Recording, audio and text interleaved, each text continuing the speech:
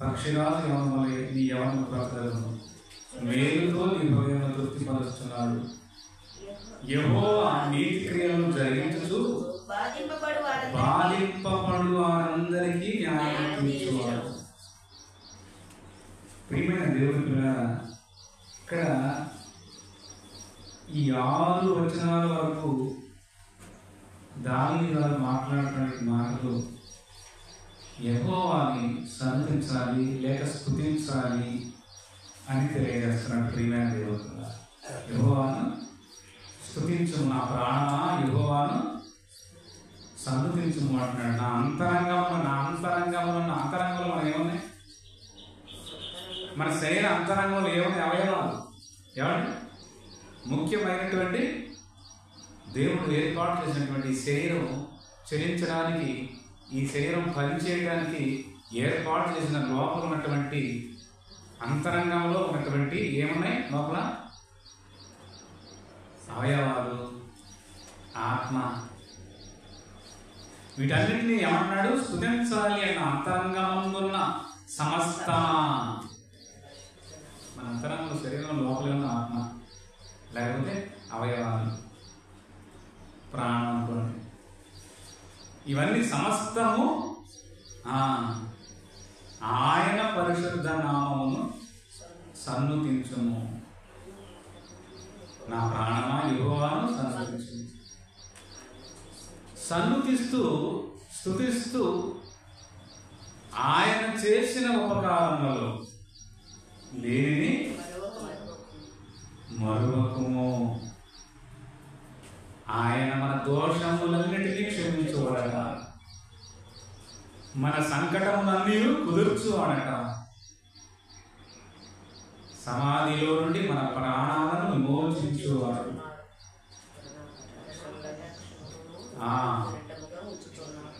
ఆయన కరుణ కటాక్షములను మనకి కిరీటముగా ఉంచుచున్నాడట. ముందు ఆయన స్తుతించాలి. ప్రాణము సమస్తం, అంతరంగము సమస్తము స్తుతించాలని చెప్తూ ఆయన చేసిన మేలు దేనిని మరిచిపోవద్దని చెప్తున్నాడు. ఎందుకంటే మన దోషములన్నిటినీ ఏం చేసేవాడట? ఆయన క్షమించువాడట. మన జీవితాల్లో ఉన్న సంకటాలన్నిటినీ కుదుర్చువాడట. మన జీవితంలో ప్రతి విధమైనటువంటి బంధకాలను తెంచేవాడుగా, మనకు నెమ్మదినిచ్చేవాడుగా, మన సంకటాలని మనసాన్ని కుదిర్చేవాడుగా, ఆయన గుణ లక్షణాలను మరి దావీదు గారు ప్రస్తుతిస్తూ స్తుతిస్తూ ఆయన నామాన్ని స్తుతించాలని చెబుతున్నాడు. మంచి మాటలు ప్రియమైన దేవుడు. ఇవన్నీ చేస్తూ ఆయన మనకు మేలుతో, మేలుతో మనల్ని తృప్తిపరుస్తున్నాడట. యెహోవా నీతి క్రియలను జరిగించు బాధింపబడు వారందరికీ న్యాయం తీర్చేవాడట. బాధించబడుతున్న వారు ఎవరైనా సరే, ఈ లోకంలో నీ బంధువులు, ఈ లోకంలో అధికారులు, నీ రక్త సంబంధులు, ప్రియమైన దేవుని పిల్లలారా, మరి మీకు న్యాయం తీర్చరేమో. మిమ్మల్ని బాధల్లో ఉన్నప్పుడు మిమ్మల్ని వాదార్చరేమో. కానీ తండ్రి అయిన దేవుడట మేలులతో హృదయం తృప్తిపరుస్తున్నాడు. ఆయన మన పట్ల నీతి క్రియలను జరిగించు బాధింపబడే ప్రతి ఒక్కరి ప్రియమైన దేవుని బాధింపబడి వారందరికీ న్యాయము తీర్చు. ఏ విధమైనటువంటి బాధనైనా తీర్చేవాడు దేవుడట. అది కుటుంబంలో ఉన్నటువంటి వ్యక్తిగత, కుటుంబంలో ఉన్నటువంటి మనుషుల మధ్య, బాంధవ్యాల మధ్య, బంధుత్వాల మధ్య వైషమ్యాల, ఒకరికొకరు బాధించుకుంటూ ఉండాలా. ఆ బాధలన్నిటిలో నుంచి విడిపించగలిగినటువంటి దేవుడు. ఆ బాధల్లో బాధ పెట్టేవారు, బాధ పడేవారిని పరిగణించి విశ్లేషించి వారికి న్యాయం తీర్చేవాడు అని మరి దావీదు గారు రాసినటువంటి మాటలు ప్రియమైన దేవుడు. ఇన్ని లక్షణాలు ఉన్నాయా దేవుడి కంటే? ఇన్ని లక్షణాలు ఉన్నాయి. అందుకే ఎందుకు ఎన్ని లక్షణాలు కలిగి ఉన్నాడు అంటే మన మీద ప్రేమ కలిగి ఉన్నాడు. ప్రియమైన దేవుడు, దేవుడు లోకమును ఎంతో ప్రేమించాడు. లోకమును ప్రేమించాడు. లోకంలో ఉన్నటువంటి మనము ఆయన ప్రేమించాడు. కాబట్టి ఇన్ని లక్షణాలు, మంచి లక్షణాలను మనపై చూపిస్తూ మనకు మేలును దయచేస్తూ, సంకటాలను తీసివేసి సంకటాలను కుదురుస్తూ, ప్రియమైన దేవుని పిల్ల మరి సమాధుల నుండి విమోచించే విధంగా ఆయన మనపై కరుణ కటాక్షాలను చూపిస్తున్నాడు. ప్రియమైన దేవుని పిల్ల ఇంకొక మాట మాట్లాడుతున్నాడు 7వ వచనంలో, ఆయన మోషేకు తన మార్గములను తెలియజేశాడు. ఏం చేశాడంటే మోషేకు తన మార్గములు, నా మార్గములు ఇవి, నా అభిప్రాయాలు ఇవి, నా సంకల్పం ఇది, ఇదిగో నేను ఇలాంటి ఇశ్రాయేలు పట్ల నేను ఇలాంటి సంకల్పం కలిగి ఉన్నాను, ఇలాంటి మార్గంలో వాళ్ళని నడపాలని నేను ఉద్దేశం కలిగి ఉన్నానని ప్రియమైన దేవుని మోషేగా తన మార్గములు తెలియజేశాడు. ఇశ్రాయేలు వంశస్థులకు తన క్రియలను కనపరచెను. యెహోవా దయాదాక్షిణ్య పూర్ణుడు, దీర్ఘశాంతుడు, కృపా సమృద్ధి గలవాడు. యెహోవా దయాదాక్షిణ్య పూర్ణుడట. ఎలాగయ్యా దయాదాక్షిణ్య పూర్ణుడు? ఏం దయ చూపించాడు అని ఒకవేళ మనం ప్రశ్న వేసుకోగలిగినట్లయితే ప్రియమైన దేవుని కదా, ఒక సందర్భాన్ని మనం ఆయన ఎంత దయగలిగిన వాడో, ఆయన ఎంత దయా దాక్షిణ్య పూర్ణుడో ఇక్కడ దావీదు గారు చెప్పినటువంటి ఈ మాట మరి నిజమా కాదా? అంత దయగలిగిన వాడా, అంత దయా దాక్షిణ్య పూర్ణుడా అంటే ఒక సందర్భాన్ని మోషే గారి అక్కగారు అయినటువంటి మిరియాం సందర్భాన్ని మనం ఒకసారి జ్ఞాపకం చేస్తాం. మోషే గారి అక్క ఎవరు? మిరియాం. ఆయన అన్న అహరోను. అయితే ప్రియమైన దేవుడి పిల్లగా ఆయన ఎంత దయా దాక్షిణ్యం కలిగిన వాడో, ఎంత కరుణ కలిగిన వాడో, అలాగే తన భక్తులైనటువంటి తనను తండ్రి అయిన దేవుణ్ణి మరి ప్రకటిస్తూ ఆయన పనులను చేస్తున్నటువంటి ఆయన భక్తులైనటువంటి వారిని ఎవరైనా తక్కువగా మాట్లాడితే ఒప్పుకునేవాడు కాదు. అలాగే దయాదాక్షిణ్యం చూపించడంలో కూడా ఎంతో గొప్ప దేవుడు, ప్రియమైన దేవుడు. ఆయన ప్రేమకు రాలేదు యెహోవా దయాదాక్షిణ్య పూర్ణుడు. ఎలాగంటే మిరియాము గారి సందర్భాన్ని ఒకసారి మనం జ్ఞాపకం చేసుకున్నాం. సంఖ్యాకాండం 12వ అధ్యాయము, సంఖ్యాకాండం 12వ అధ్యాయంలో ఇక్కడ మిరియాము గారి సందర్భాన్ని, అసలు మిరియాము గారు ఏం చేసింది, దేవుని కోపానికి ఎందుకు గురైంది,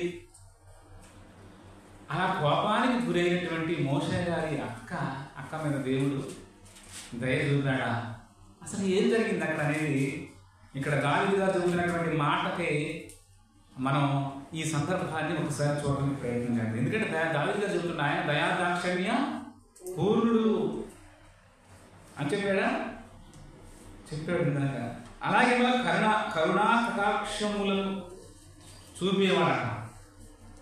ఇవన్నీ నిజంగా దేవుళ్ళు ఉన్నాయంటే ప్రియమైన దేవుడి పిల్లగా ఉన్నాయి అనడానికి ఈ వచన భాగాన్ని మనం ధ్యానిద్దాం. సంఖ్యాకాండం 12వ అధ్యాయం. మోషే కూషు దేశపు స్త్రీని పెండ్లి చేసుకుని ఉండెను కనుక అతడు పెండ్లి చేసుకున్న ఆ స్త్రీని బట్టి మిరియాము అహరోనులు అతనికి విరోధముగా మాట్లాడాయి. మోషే ఇశ్రాయేలీయులను నడిపించడానికి తండ్రి అయిన దేవుడు ఏర్పాటు చేసుకున్నటువంటి ముఖ్యమైనటువంటి ఒక భక్తుడు, ప్రియమైన దేవుని పిల్ల. మోషే మిక్కిలి సాత్వికుడు అని కూడా చెబుతాడు. ఇప్పుడు మనం చదువుకున్న సందర్భాలు చదువుకుంటూ వెళుతుంటే మోషే దేవుడు ఏర్పాటు చేసుకున్నటువంటి దేవుని సేవకుడిని, లేకపోతే దేవుని యాజకుడిని, లేకపోతే ఇశ్రాయేలు నడిపించడానికి ఎన్నుకున్నటువంటి ఆ నాయకుడిని ఒకవేళ అహరోను ఈ మిరియాము అన్న లేకపోతే అక్క అయి ఉండొచ్చు. ఉన్నంత మాత్రాన మోషేకు విరోధంగా మాట్లాడే అర్హత వెళ్ళిపోతుంటారా? ఒకవేళ మాట్లాడిన దేవుడు ఒప్పుకుంటాడా? దేవుడు ఐగుప్తీయుడు హెబ్రీయుడు కొట్టుకుంటుంటే హెబ్రీయుడిని కొట్టడం చూసినటువంటి మోషే తట్టుకోలేక ఐగుప్తీయుడిని చంపినప్పుడే దేవుడు ఏమన్నా ఎందుకైనా చేసేవాళ్ళ అయినా కానీ మోషేని ఏమనుకుంటా. ఎందుకంటే ఆయన మీద ఒక బృహత్ కార్యాన్ని పెట్టాడు, ఒక మహాకార్యం ఉంది ఆయన ద్వారా జరిగించాల్సినటువంటి కార్యం. అందుకు దేవుడు ఒప్పుకుంటాడు, దేవుడు దీర్ఘశాంతం కలిగి ఉంటాడు ఆయన పట్ల. అది తెలిసిన మీరు కూడా మోషే ప్రాధాన్యత దేవుడి దగ్గర ఎంత ఉందో తెలిసిన తర్వాత కూడా మీరు ఏం చేశారు? మోషేకి ఏం చేశారట? విరోధముగా మాట్లాడారు. ఆయన పెళ్లి చేసుకున్నాడు ఎవరిని? కూషు దేశపు స్త్రీని పెళ్లి చేసుకుని ఉండను కనుక అతడు పెళ్లి చేసుకుని ఆ స్త్రీని బట్టి మిరియాము అహరోనులు అతనికి విరోధముగా మాట్లాడేది. ఏం మాట్లాడారయ్యా? వారు మోషే చేత మాత్రమే యెహోవా పలికించనా, ఆయన మా చేత పలికింపలేదా అని చెప్పుకొనగా. మోషే అయినా ఇశ్రాయేలీయుల మీద మాట్లాడేవాడు, ఇశ్రాయేలు నడిపించేవాడు, ఇశ్రాయేలుకి ఏ మాట అయినా చెప్పేవాడు దేవుని మాట. ఆయనైనా పలికేది? మేము పలికించలేమా లేక మేము మాట్లాడలేమా? ఆయనైనా మనం అనుకుంటాం మన భాషలో, ఆయనైనా పెద్ద మనగాడు, మనకు చేత కాదు ఆ పని. ఏమండి ఇప్పుడు నేను ఈ పని చేస్తున్నాను, దేవుని సేవ చేస్తున్నాను. మరి అలాగే మన సహోదరుల్లో ఒక ఆయన వచ్చి ఏనేనా చెప్పేది నా చేత కాదా, నేను చెప్పలేనా, ఎప్పుడు ఏనైనా నేను చెప్పకూడదా, మాకు చేత కాదా, మాకు రాదా, నేను చెప్పలేమా అనే మాట దేవునికి అయిష్టమైన మాట. ఆయన ఒప్పుకోడు. ఆయన ఏర్పాటు చేసుకున్నటువంటి మనిషి చేస్తున్నటువంటి పని నువ్వేం చేస్తున్నాడా? ఇక్కడ అపహాస్యం చేస్తున్నావు, లేకపోతే తక్కువ చేసి మాట్లాడుతున్నావు. ఆయనైనా మోషేనా మేము లేమా? చూడండి ఎంత బాగా మాట్లాడతారు. వారు మోషే చేత మాత్రమే యెహోవా పలికించనా, ఆయన మా చేత పలికింపలేదా అని చెప్పుకొనగా. చూడండి వాళ్ళు ఏం చేసింది? గర్వం అంటే ఇంట్లో ఈ మాటలో, వీళ్ళు మాట్లాడే మాటలో గర్వం ఉంది. మోషే ఎందుకు చేసుకున్నాడు ఆ స్త్రీని? మోషేకి తెలుసు, దేవుడికి తెలుసు. ఏమండి తెలుసు, ఆయన చూసుకుంటాడు. కానీ వీళ్ళు మోషేనా పలికించేది, మేము మా చేత దేవుడు పలికించలేదా అని చెప్పుకొనగా. యెహోవా ఆ మాట వినెను. యెహోవా ఆ మాట వినెను. ప్రియమైన దేవుడు మాట్లాడరా? వింటారా? ఏమన్నా వింటాడు అంటానికి ఒక మాట చూద్దాం. కీర్తన గ్రంథం 103:19 దేవుడు నిజంగా మాట వింటాడా అంటే ఈ 103 కీర్తన 19 చూసినట్లయితే చూడండి ఏం మాట్లాడుతున్నాడు. యెహోవా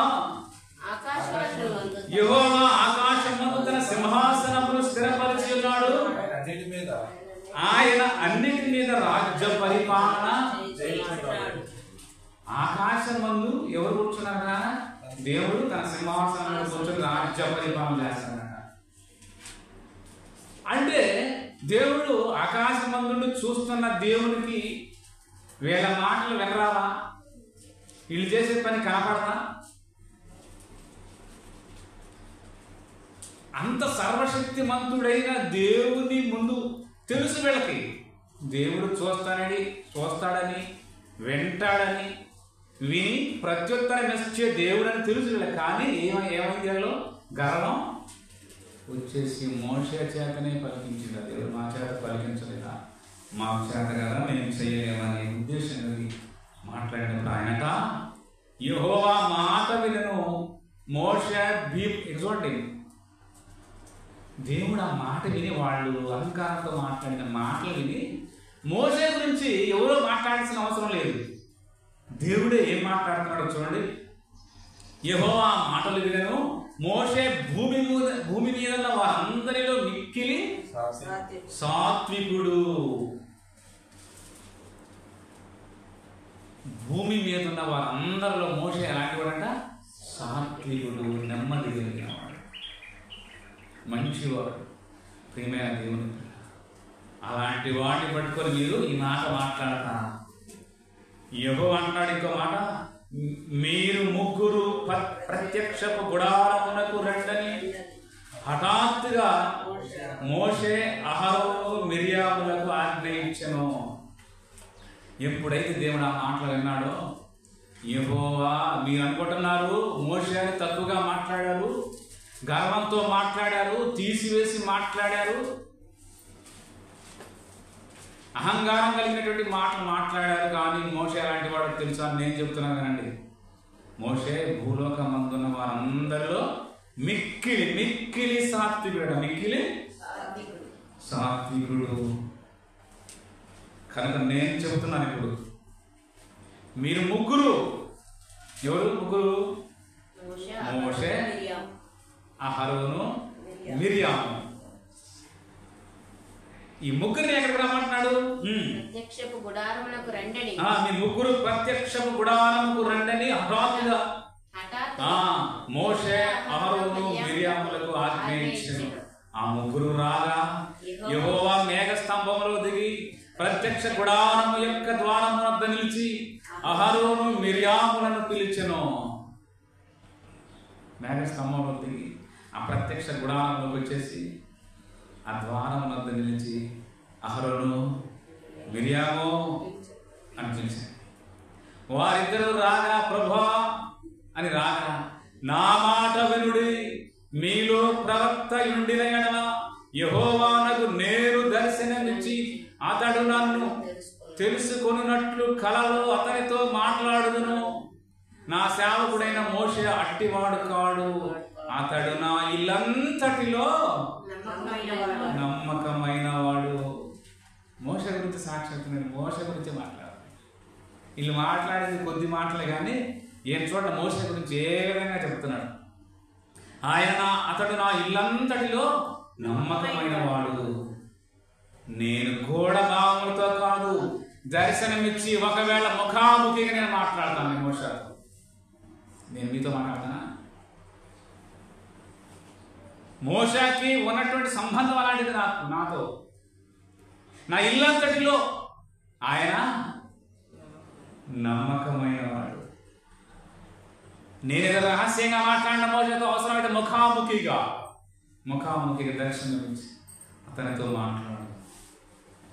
అతడు యెహోవా స్వరూపము నిదానించి చూచును కాబట్టి నా సేవకుడైన మోషేకు విరోధముగా మాటలాడుటకు మీరేలా భయపడదు? మీకు భయం లేదా? అసలు మోషే గురించి విరోధముగా ఎలా మాట్లాడగలిగారు? అసలు మీకు భయం లేదా? అతనికి విరోధంగా ఎందుకు మాట్లాడారు మీరు అంటే మీకు ఏం లేదు? భయము లేదు, మీరు భయపడట్లేదు. యెహోవా కోపం వారి మీద రగులు కొనగా ఆయన మీకు భయం లేదు, మీరు భయపడలేదు. ఆయనకు విరోధంగా మంచిగా మాట్లాడారు, కానీ అతనితో నేను ముఖాముఖిగా దర్శనమిచ్చి నేను మాట్లాడతా. అలాంటి వాడు మోషేని పట్టుకొని మీరు ఇలా మాట్లాడతారా అని కోపంతో వెళ్ళిపోయిన తర్వాత ఏం జరుగుతుంది గడికి అనేది చూద్దాం.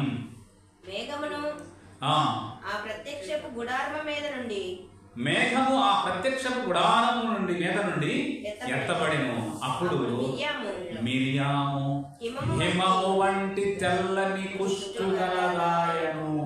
హిమము వంటి తెల్లని ఏమి వీళ్ళు చేసిన పని ఏంటి? గర్వంగా మోషేకి విరోధముగా ఏం చేశారు? ప్రియమైన దేవుని పిల్ల, దేవుని సేవకులకు విరోధంగా మాట్లాడటానికి అవకాశాన్ని దేవుడు ఇవ్వడం. దైవ సేవకుడికి విరోధముగా ఏ పనిని చేయటానికి దేవుడు అవకాశం ఇవ్వడం లేదు. నువ్వు ఏదే గర్వంగా మాట్లాడటానికి దేవుడు నీకు అవకాశాన్ని ఇవ్వలేదు. ఎందుకంటే ఆయన పిలుచుకున్నటువంటి ఆయన మనుషులు, దైవ సేవకులు, ఆయన ఏర్పాటు చేసుకున్నటువంటి వారు. ఒకవేళ వారు పొరపాటు చేస్తే వారికి దేవుడు మరి కఠినంగా శిక్షించేటటువంటి పని ఎవరిది? ఆయన చూసుకోవటానికి మరి సిద్ధంగా ఉంటాడు. కనుక ప్రియమైన దేవుడికి నోరు జారి మాట్లాడటానికి దేవుని అవకాశాన్ని ఇవ్వడం లేదు. ప్రియమైన దేవుడు వెంటనే ఇలా కోపపడి దేవుడు ఆ మేఘస్తంభం నుంచి వెళ్ళిపోయాడు, ప్రత్యక్ష గుడారం నుంచి వెళ్ళిపోయాడు. అక్కడ లేదు. అక్కడ నుండి నీకు పుష్టి కలుగుతుందా కాదా?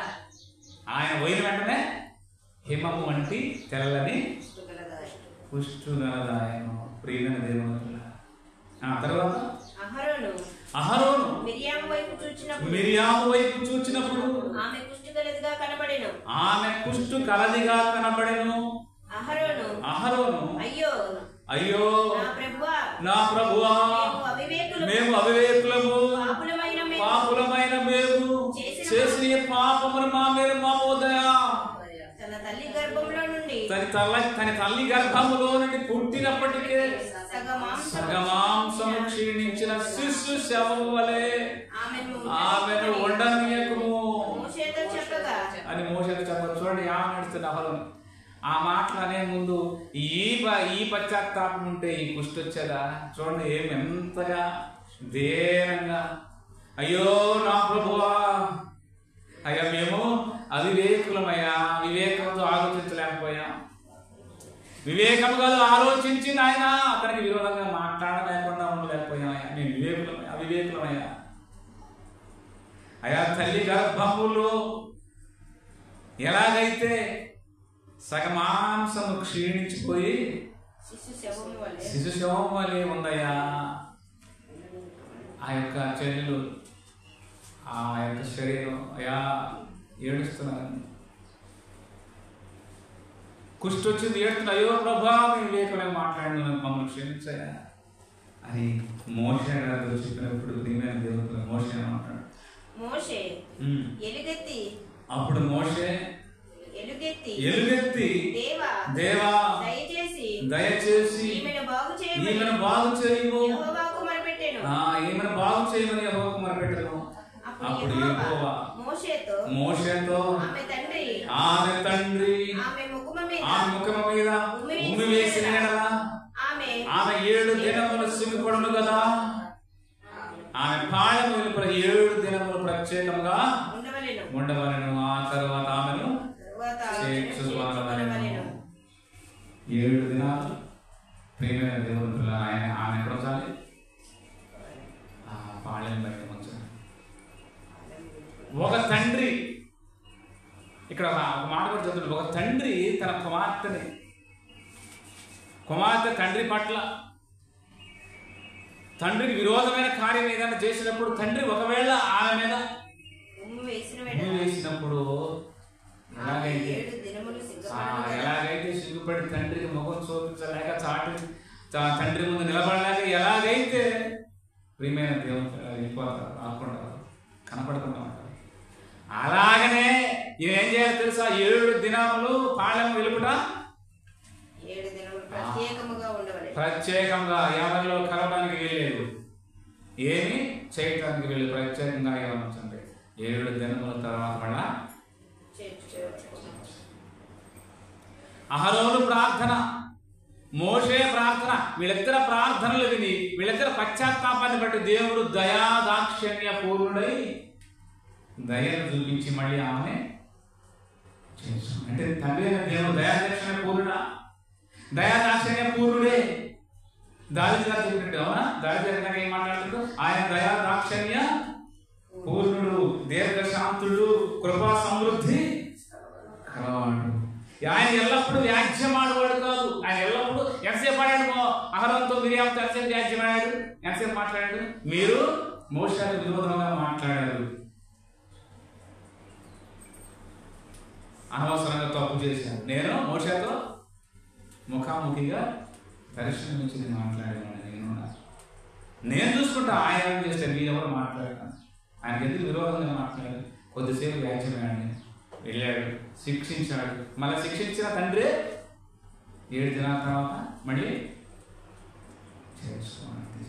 అంటే దేవుడు కోపం క్షణమాత్రమేనండి. దేవుడు కోపం ఎంత? క్షణమాత్రం ఆయన కోపం. మళ్ళీ వెంటనే తన కుమార్తె బిర్యామును ప్రియమైన దేవుడు 7 దినాల్లో మళ్ళీ చేర్చుకోమని మోషకి ఆగ్రహించాడు ప్రియమైన దేవుడు. కనుక మనం ఏది మాట్లాడుతున్నా ఈ భూమి మీద దేవుడు ఆకాశం అందుండాలని మనం జ్ఞాపకం పెట్టుకోవాలి. అదే 103 కీర్తన 19 వచ్చిన ఏమైనా ఆయన ఏం చేస్తున్నాడట? మరొకసారి చదవండి ఆ మాట.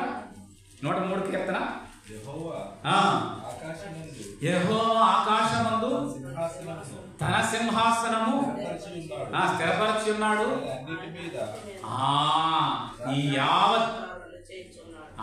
ఈ యావత్ సృష్టి మీద సృష్టిని చూస్తున్నాడు, వీటన్నిటిని నడిపిస్తున్నాడు. ప్రియమైన దేవుడు ఆ రాజ్య పరిపాలన ఈ ప్రపంచాన్ని పరిశీలనగా చూస్తున్నటువంటి దేవుడు చూస్తాడు, వింటాడు. కనుక మనం ఏం చేయాలి? మనం మాట్లాడే ప్రతి మాట వివేచన కలిగి. వీళ్ళు ఏమన్నారు? మేము అవివేకులు, అంటే వివేచన జ్ఞానం లేకుండా మాట్లాడామయ్యా. ఒప్పుకున్నారా? అయ్యా నువ్వు అక్కడ ఉంటామని, ఆకాశం మంది ఉంటామని మాకు తెలుసు, నీ వాక్యం ద్వారా మాకు తెలియజేసావు, అవి తెలుసు మాకు. కానీ నువ్వు ఏం చేసావు? అవివేకులమై అమ్మాయి నువ్వు ఉంటావన్న సంగతి ఆలోచించకుండా, నువ్వు మా వింటావన్న సంగతి ఆలోచించకుండా, నువ్వు చూస్తావన్న సంగతి ఆలోచించకుండా అవివేకులమై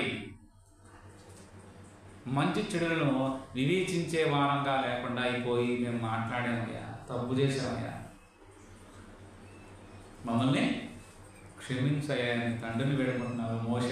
మోషే కాలం మీద మోషే దగ్గర పడిపోయి వేడుకుంటున్నారు ప్రేమైన దేవుడు. అలాగే మరి కీర్తన గ్రంథంలో మరి దావీదుగా చెప్పినట్టుగా దయాదాక్షిణ్య పూర్ణుడై వాళ్ళని మరలా కరుణించాడు, కటాక్షించి ఆమెకి కృష్ణుని ప్రియమైన దేవుడి పిల్ల తీసుకొచ్చినట్లుగా మనం చూస్తున్నాం. అంటే దేవుడు దయాదాక్షిణ్య పూర్ణ, ఎస్ దయాదాక్షిణ్య పూర్ణుడు.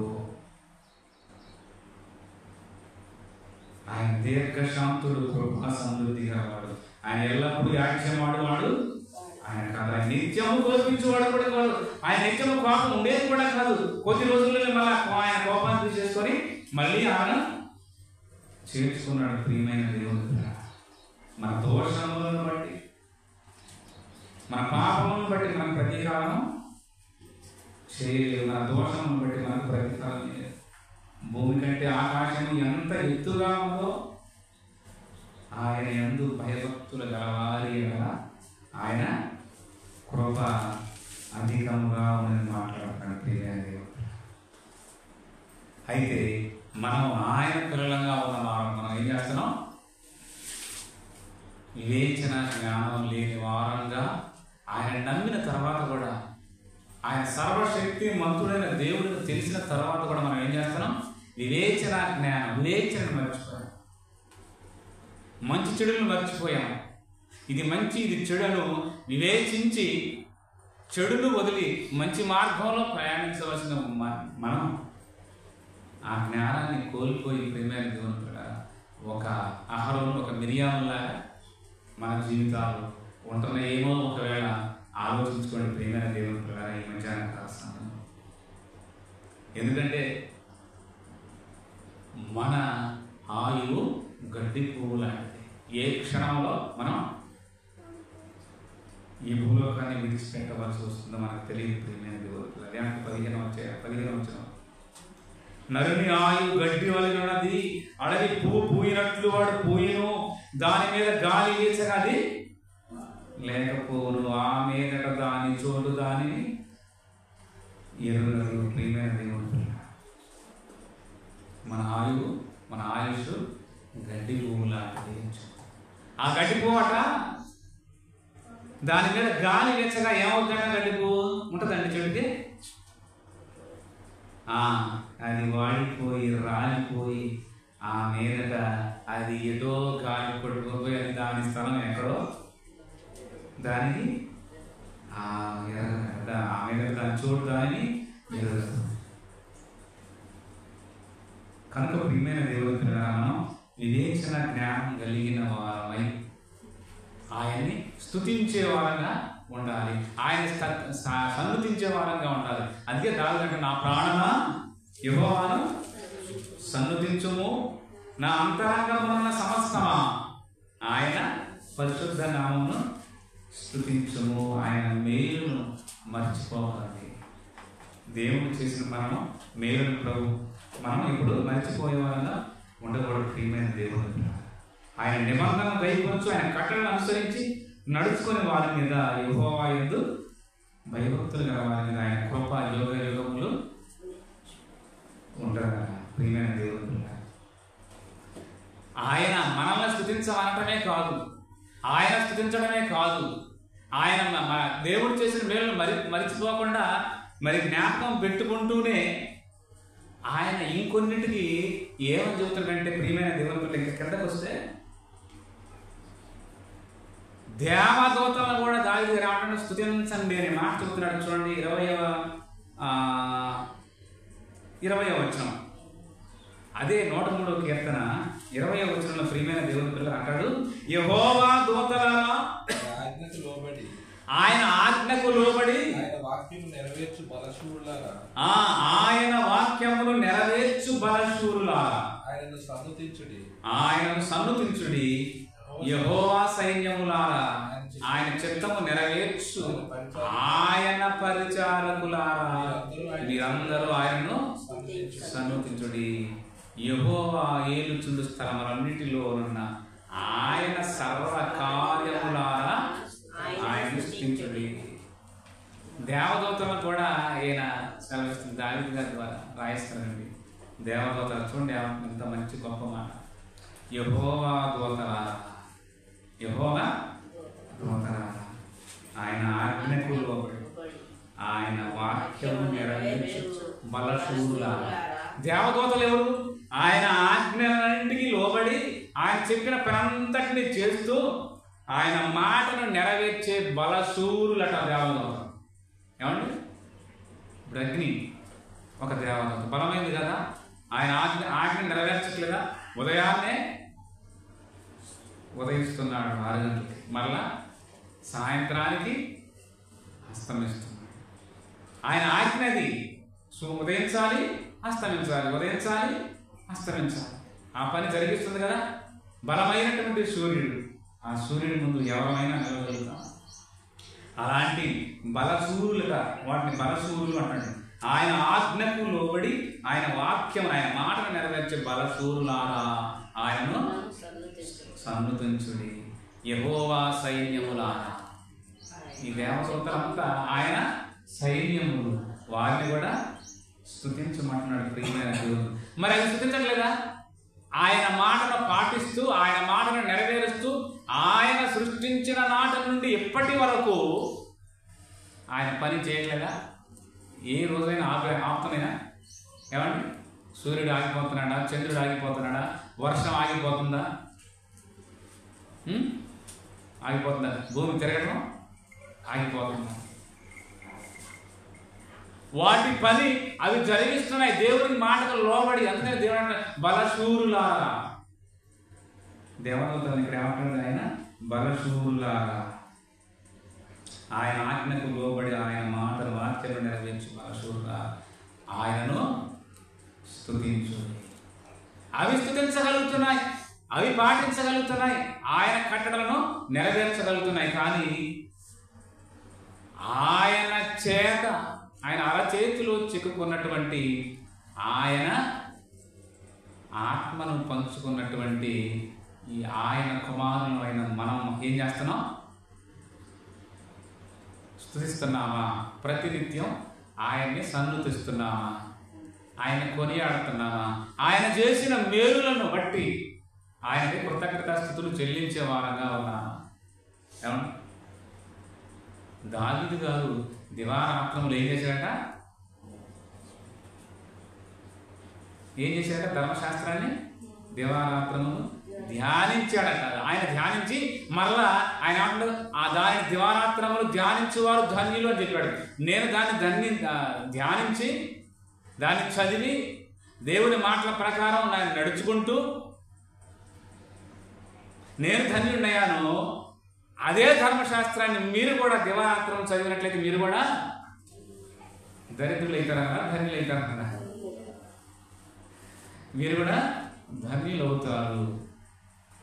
కానీ ఈరోజు ఆయన ఇచ్చిన మేలులను పొందుకొని ఏమండి ఆయన చేసిన ఉపకారములలో మరిచిపోయి ఆయన ఉపకారములను మరిచే వారంగా ఉన్నాం. ఆయన ఇచ్చిన స్వస్థతను మరిచిపోయే వారంగా ఉన్నాం. ఆయన కట్టడలను పక్కన పడేసే వారంగా ఉన్నాం. ఉండి ఆయన కోపం తెప్పించే వారంగా ఉంటున్నాం. జాగ్రత్తగా గుర్తుపెట్టి ఆయన కోపం వస్తే ఆయన చేసిన మేలులన్నింటినీ అనుభవించుకుంటూ, ఆయన ఇచ్చిన స్వస్థతను అనుభవించుకుంటూ, ఆరోగ్యాన్ని అనుభవించుకుంటూ, ఆయన చేసిన ఆ మేలుని ఆ కార్యాలని వదిలేసి మళ్ళీ పాత కార్యాల వైపు ఒకవేళ చూస్తున్నావా? ఈ మధ్యాహ్న కాల సమయంలో చూస్తే ఈ మధ్యాహ్న కాల సమయం ఒక తీర్మానం చేసుకోకపోతే దేవుడికి ఏమొస్తుంది? పాపం వస్తుందని అర్థం. స్వస్థతనిచ్చిన దేవుడే మళ్ళీ నిన్ను ఏం చేయగలడు? మళ్ళీ ఒకసారి నొప్పుల చేత మంచం ఎక్కితే మళ్ళీ వెళ్ళి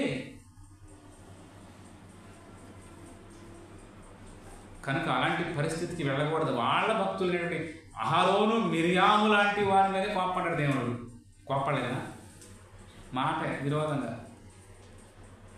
మరి నువ్వు దేవునికి విరోధమైనటువంటి కార్యాలు నేను ఒప్పుకుంటా తండ్రి, నేను నన్ను బ్రతికించు, నేను బ్రతికి నీకు సాక్షిగా ఉంటాను, వీటన్నిటిని విడిచిపెడతాను అని తీర్మానం తీసుకొని ఆ తీర్మానం ద్వారా స్వస్థతను పొందుకొని దేవునిలోకి వచ్చినటువంటి మనం మళ్ళీ ఎనుకటి స్వభావం, ఎనుకటి ప్రవర్తన, ఎనుకటి స్నేహితులు, ఎనుకటి సాంగత్యం, ఆ సాంగత్యం వల్ల నీకు ఏంటి ఉపయోగం? దేవుని వలన స్వస్థత జరిగిందా? సాంగత్యం వలన స్వస్థత జరిగిందా? చెప్పండి. చుట్టుపక్కల ఉన్నటువంటి స్నేహితుల స్వస్థతనిచ్చింది? చుట్టుపక్కల పొరుగు వారా నీకు స్వస్థతనిచ్చింది? మరి స్వస్థతనిచ్చినటువంటి దేవుడు మరణ ఛాయల్లో ఉన్న నిన్ను స్వస్థతలోకి నడిపించి ఆరోగ్యాన్నిచ్చి మళ్ళీ మొదటి ఆరోగ్యాన్ని నీకు ఇచ్చి నడిపిస్తున్నప్పుడు ఎవరి పని నువ్వు చేయాలి? ఎవరి పనిలో ఎక్కువగా ఉండాలి? ఎవరి కార్యక్రమాల్లో ఎక్కువగా ఉండాలి? లోకంలోనా? లోకం మర్యాద?